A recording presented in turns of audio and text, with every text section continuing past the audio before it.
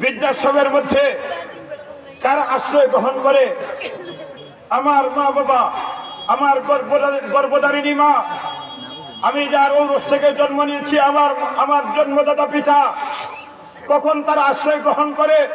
যখন তারা অন্যের উপর তারা ডিফেন্স হয়ে যায়, অন্যের উপর ভর করে চলতে চায়, যখন সন্তানের উপর সন্তান তার ডিফেন্স হয়ে যায়, তখন এই মা এবং বাবার আশ্রয় জায়গা হয় বৃদ্ধাশ্রম।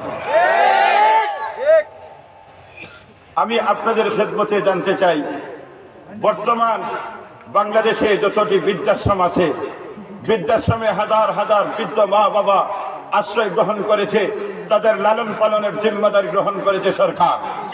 কথা বলেন ঠিক না?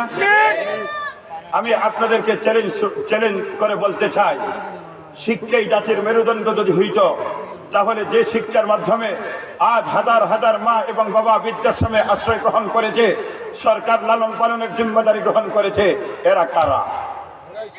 এরা কারা? এরা হইল ওই শিক্ষিত সন্তানের মা আর বাবা, যে শিক্ষা দেয়ালে দেয়ালে শিক্ষাই জাতির মেরুদণ্ড। আমি চ্যালেঞ্জে বলতে পারি, নেদাতুল উম্মার শিক্ষায় শিক্ষিত যারা সন্তান তৈরি হয়, এমন সন্তানের একজন সন্তানের মা বাবা বৃদ্ধাশ্রমে পাওয়া যায় না।